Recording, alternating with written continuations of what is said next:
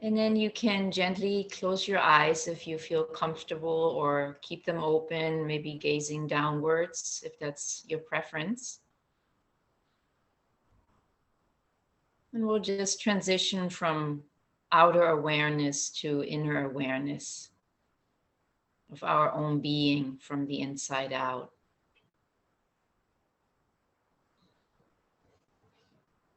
And beginning here by feeling the weight of the body as you're sitting here in your meditation posture.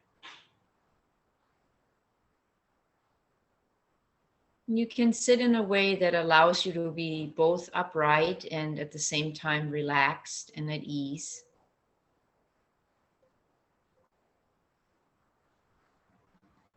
And we'll just scan through the body to help bring more awareness to the different parts of the body today. So beginning with the crown of the head, just noticing the crown of the head. Moving slightly down into the eyes, feeling the eyes. Maybe the moisture inside the eyes. And allow your eyes to be soft and relaxed. As you move down into the nose, see if you can be aware of the nasal passages.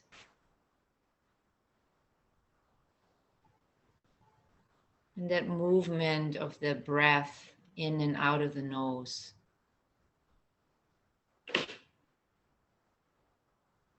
Maybe feeling or sensing the warmth, the warm air with the in-breath, and the cool air with the out-breath.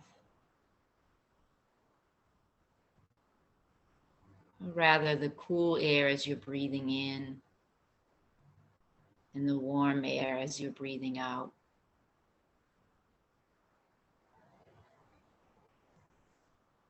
Then we'll move into the mouth,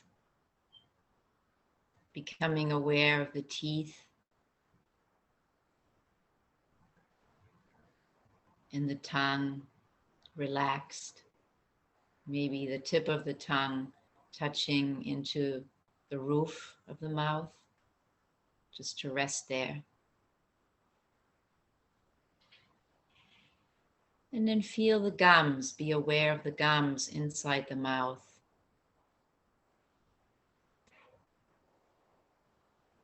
And noticing the temperature as well inside the mouth.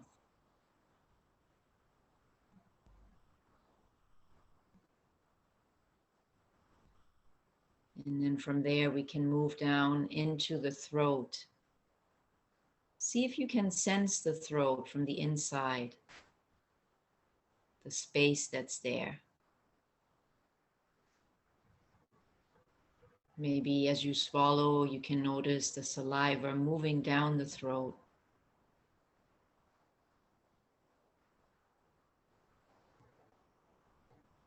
And continuing our journey from the inside, we can feel into the spaciousness around the heart and the chest.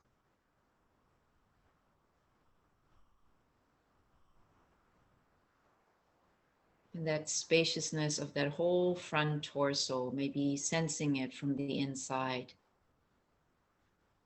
As you move down the ribs, into the belly. And you can sense the sensation of breathing here as well as the body, as the belly expands on the in-breath and then relaxes again on the out-breaths.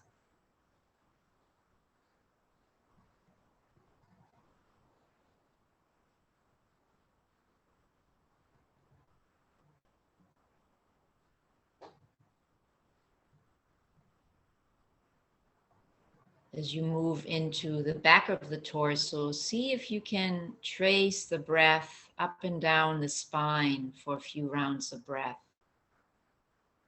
Just imagine that you're taking an elevator up the spine with each in-breath, and then down again with each out-breath.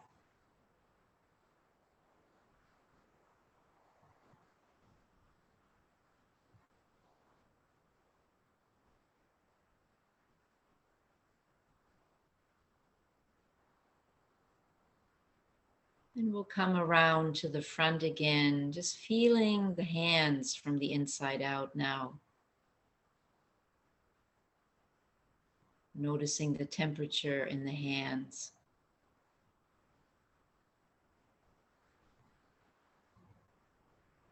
And sensing all the muscles, all the bones rather, in the hands. There's so many of them in the hands. So getting a sense for the bones in the hands.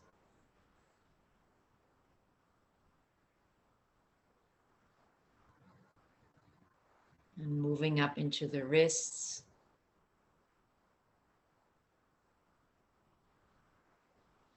The lower arms. The elbows. And the upper arms. And just for a moment longer, just sensing and feeling the front of the torso and the back of the torso. And then moving our awareness down into the hip area, the big hip bones on each side. Allow those bones to relax down towards the earth.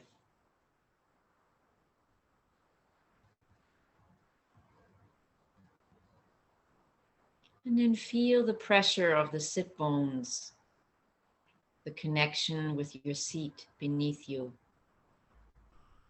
And see if you can allow the sit bones to relax just a bit more.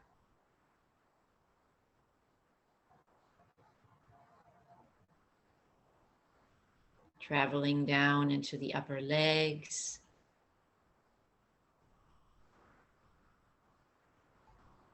The knees.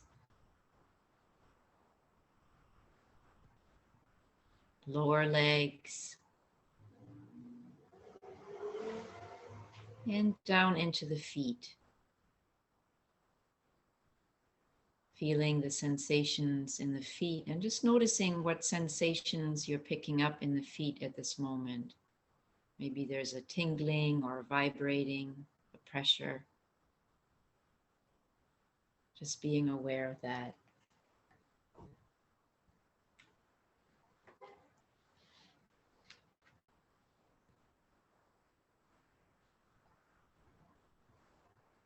And the Buddha offered a reflection on the body that just simply helps us see the body, not as a self or an I. So I want to offer this reflection tonight of the 32 parts that make up this body. And I'm sure there's many, many, many more, but these are the ones that the Buddha offered. And from there, then we're going to move into silence. So just keep your awareness in your body as I guide you through these 32 parts. And you might not know exactly where they're all situated, or you might not necessarily get a sense of them, but just sort of stay with the process. Don't strain, just see if you can go on this journey with me inside the body. So we're beginning at the hair of the head. Just noticing the hair on the head.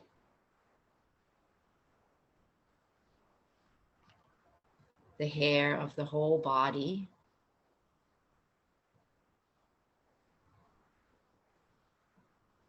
Any parts where you might perceive that there's hair connected to the skin of your body.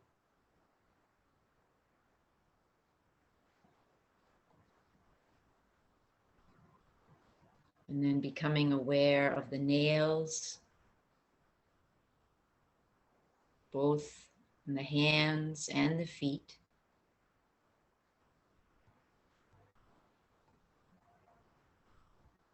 Becoming aware of the teeth,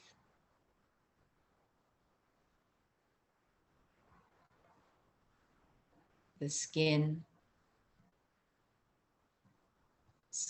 of the body.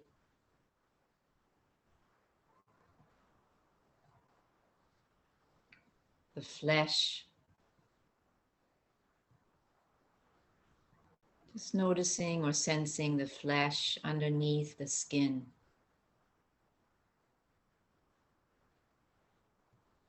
Sinuses,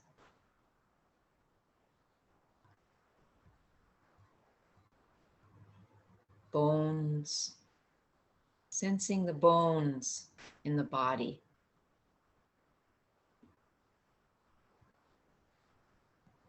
Bone marrow.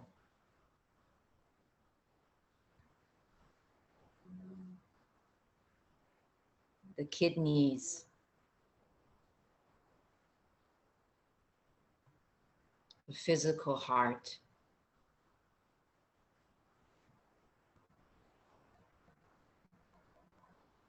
The liver,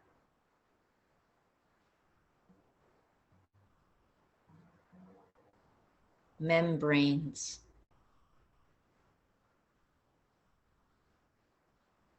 spleen,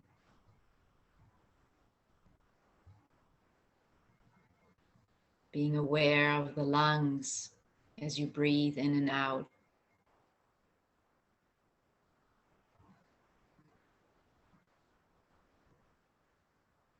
Bowels,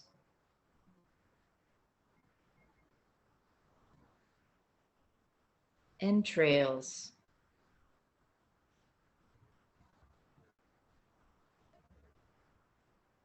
undigested food or food that is right now being digested.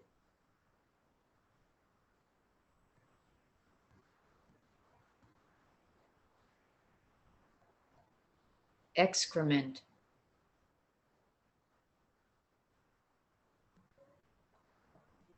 bile,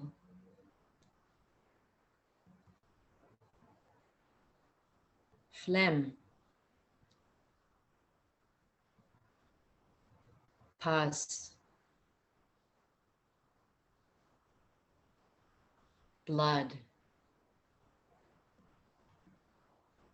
sweat,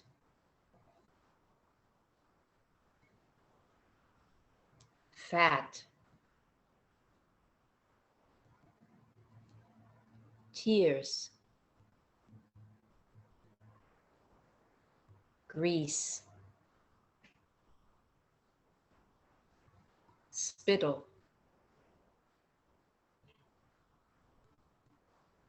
mucus,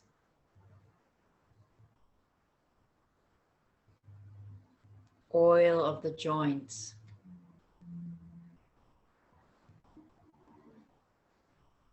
urine, brain.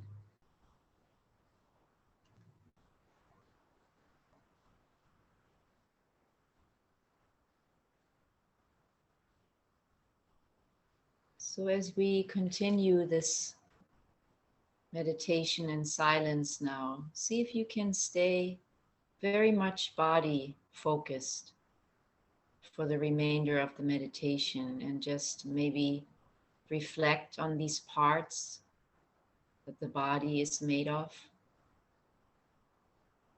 And maybe sense the aliveness of the body throughout your practice,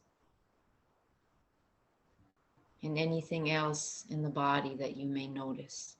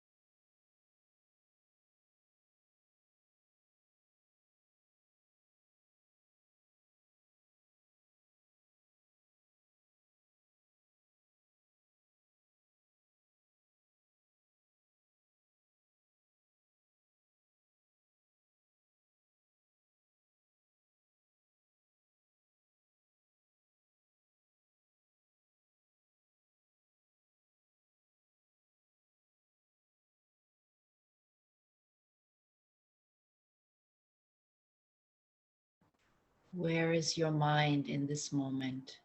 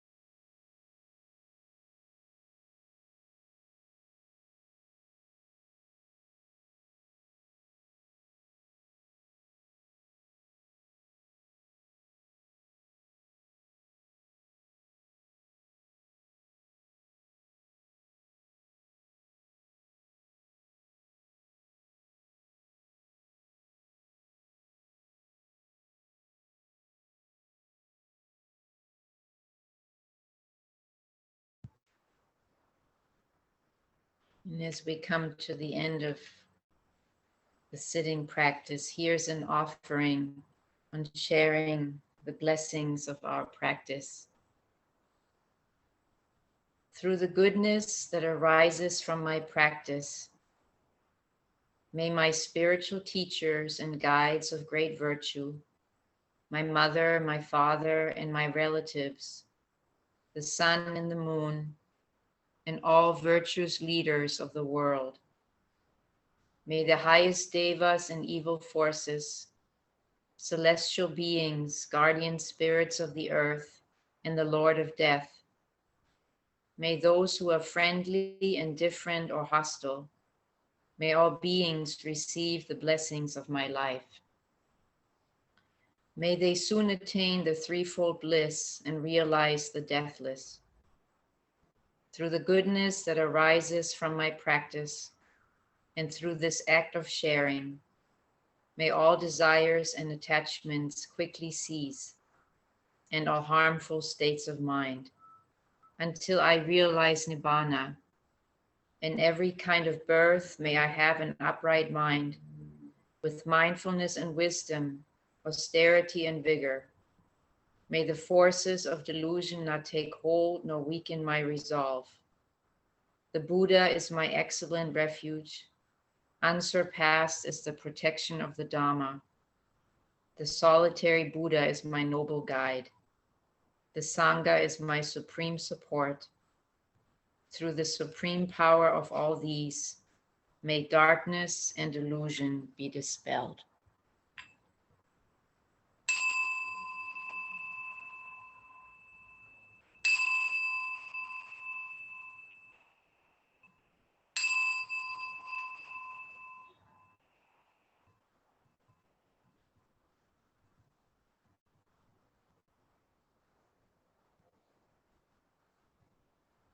So when I asked, where is your mind? I was including my own mind because my mind skipped the mindful movement. And so we will not be having it this evening.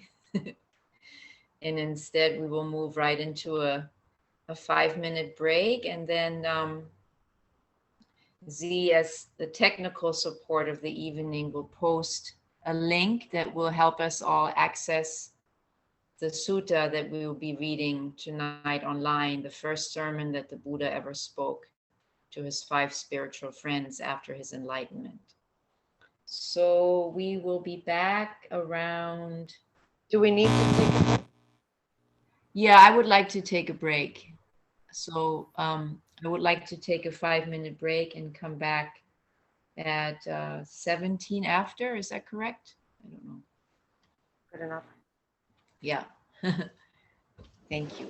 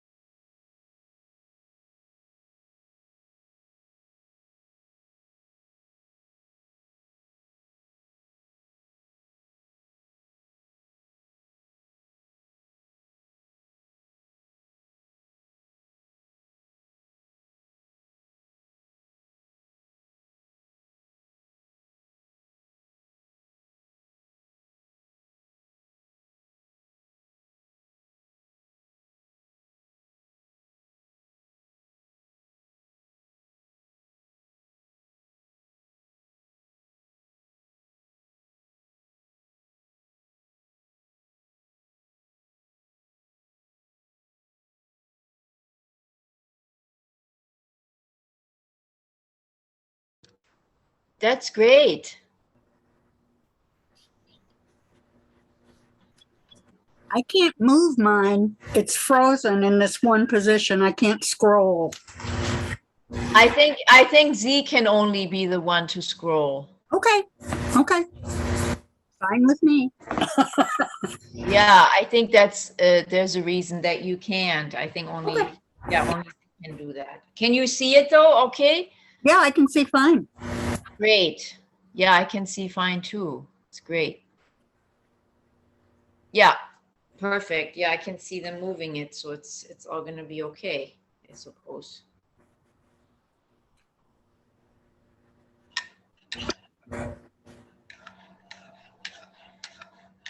Are you familiar with Thanissaro Bhikkhu, Linda? Who's I am up in, not. I am not. No. he's an American monk up in Valley Center. He has a Theravadan monastery there for men. And, he's done a lot of translation, actually. So, Oh, and he's done some really nice. He does a really nice guidance on the breath. He has a very creative way of guiding you with the breath in all kinds of ways that I'd never even heard about before. Really, he has little books that he publishes about it. interesting. Yeah. And they're all free. Oh, Can you access them online, actually, or how? I don't know. I used to get them in softback, but Mm-hmm. maybe now they're available online. It's been a while since I. So, your audio is a little strange to me, Z. yeah, I probably do.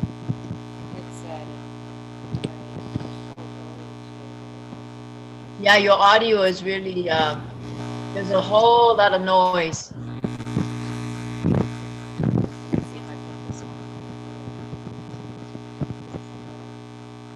No. Okay, there, it stopped. Good. Good now. And then I cannot see on my end now if everybody is back. Are you able to see, Z? Is everyone back? Yeah, if you go to the black bar on the top of the photos, there's a line and then a thicker line and then two lines and then a grid. If you click on the grid, then you can see everyone. Oh, I cannot hear you basically. You're very you're very like in a remote village, and then every once in a while there's this really loud noise that's coming in. So I didn't understand what you were saying. I'm going to send it to you in the chat.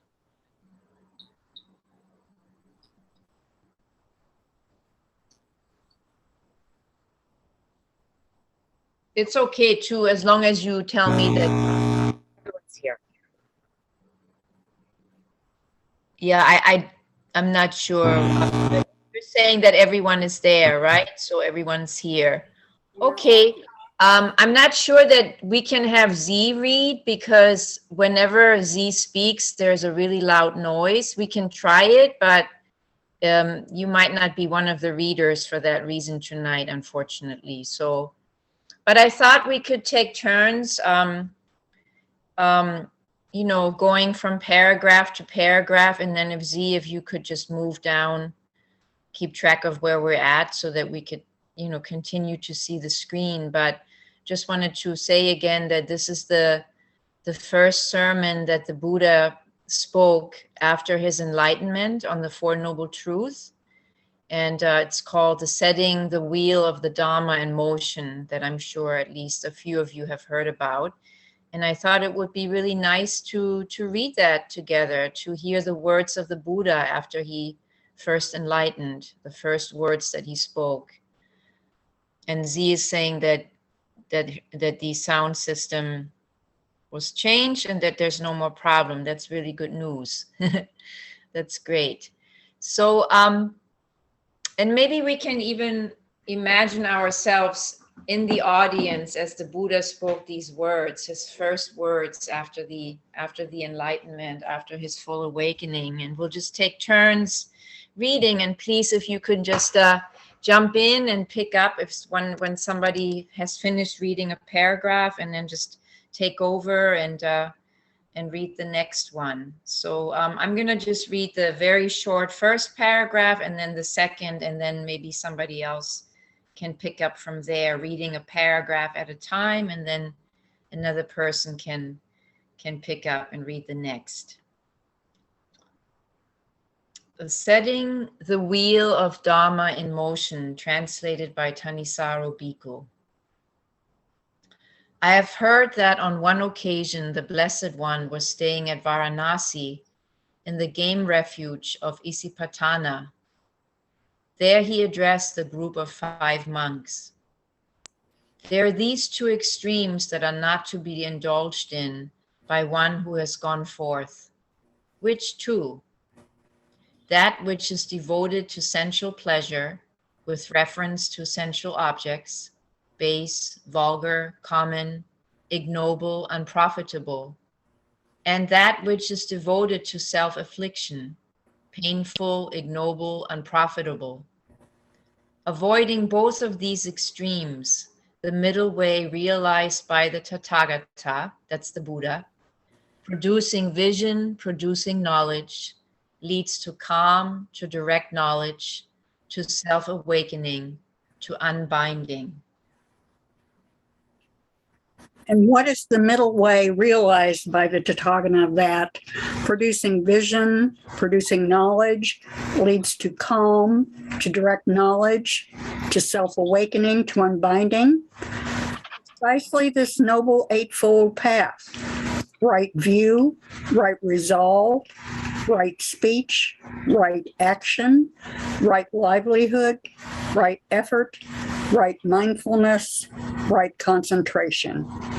This is the middle way realized by the Tathagata that producing vision, producing knowledge, leads to calm, to direct knowledge, to self-awakening, to unbinding.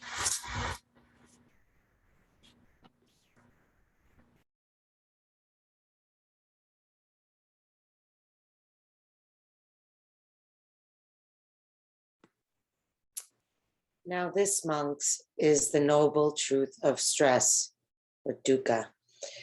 Birth is stressful, aging is stressful, death is stressful, sorrow, lamentation, pain, distress, association with the unbeloved is stressful, separation from the loved is stressful, not getting what is wanted is stressful. In short, the 5 clinging aggregates are stressful. And this, monks, is the noble truth of the origination of stress, the craving that makes for further becoming, accompanied by passion and delight, relishing now here and now there. That is, craving for sensual pleasure, craving for becoming, craving for non-becoming. And this, monks, is the noble truth of the cessation of stress, the remainderless fading and cessation, renunciation, relinquishment, release, and letting go of that very craving. And this, monks, is the noble truth of the way of practice leading to the cessation of stress. Precisely this noble eightfold path: right view, right resolve, speech, right action, livelihood, right effort, mindfulness, and right concentration. Vision arose, insight arose, discernment arose, knowledge arose, illumination arose within me with regard to things never heard before. This is the noble truth of stress. Vision arose, insight arose, discernment arose, knowledge arose, illumination arose within me with regard to things never heard before. This noble truth of stress is to be comprehended. Vision arose, insight arose, discernment arose, knowledge arose, Illumination arose within me with regard to things never heard before.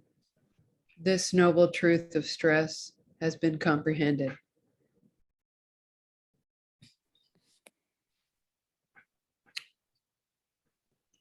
Vision arose, insight arose, discernment arose, knowledge arose, illumination arose within me with regard to things never heard before. This is the noble truth of the origination of stress. This noble truth of the origination of stress is to be abandoned. This noble truth of the origination, I should perhaps be repeating the other part, but this noble truth of the origination of stress has been abandoned.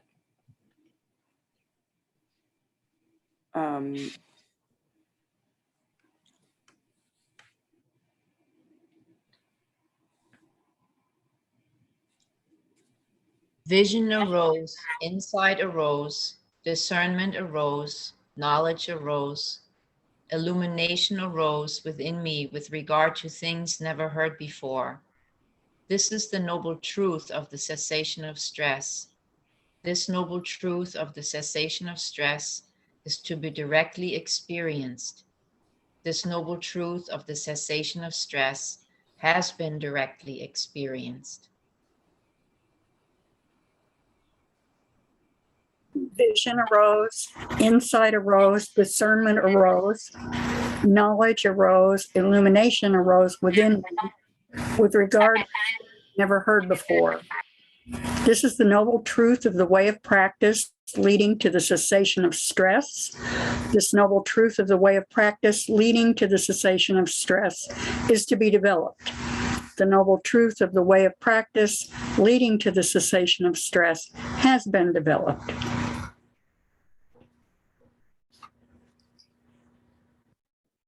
And monks, as long as this, my 3-round 12 permutation knowledge and vision concerning these 4 noble truths as they have come to be was not pure, I did not claim to have directly awakened to the right awakening, unexcelled in the cosmos with its deities, Maras and Brahmas, with its contemplatives and Brahmins, its royalty and common folk. But as soon as this, my 3-round 12 permutation knowledge and vision concerning these 4 noble truths as they have come to be was truly pure, then I did claim to have directly awakened to the right self-awakening, unexcelled in the cosmos with its deities, Maras and Brahmas, with its contemplatives and Brahmins, its royalty and common folk. Knowledge and vision arose in me. Unprovoked is my release. This is the last birth. Now there is now no further becoming. And that is what the Blessed One said. Gratified, the group of 5 monks delighted at his words. And while this explanation was being given, there arose to Venerable Khandana the dustless, stainless Dhamma eye. Whatever is subject to origination is all subject to cessation. And when the Blessed One had set the wheel of Dhamma in motion, the earth devas cried out, "Ah, Varanasi!" In the game refuge at Ispatana, the Blessed One has set in motion the unexcelled wheel of Dhamma that cannot be stopped by Brahman or contemplative, Diva, Mara, or God, or anyone in the cosmos. On hearing the earth devas cry, the devas of the 4 kings, heaven took up the cry. The devas of the 33, the Yama devas, the Tusita devas, the Nimaranarati devas, the Paranamita Vasavati devas, the devas of Brahma's retinue took up the cry. At Varanasi, in the game refuge at Ispantana, the Blessed One has set in motion the unexcelled wheel of Dhamma that cannot be stopped by Brahman or contemplative, Diva, Mara, God, or anyone at all in the cosmos. So in that moment, that instant, the cry shot right up to the Brahma worlds. And this 10,000-fold cosmos shivered and quivered and quaked, while a great, measureless radiance appeared in the cosmos, surpassing the effulgence of the divas. Then the Blessed One exclaimed, "So you really know, Kondanya, so you really know." And that is how Venerable Kondanya acquired the name Anya Kondanya, Kondanya who knows.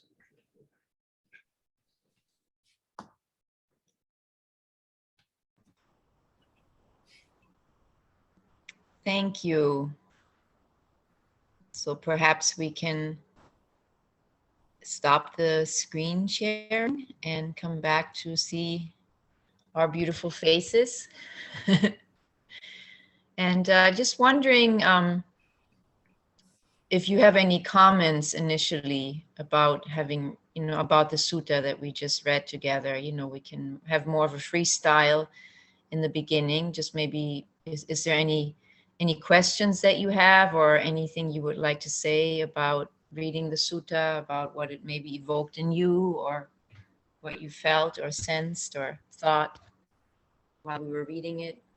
Any comments at all?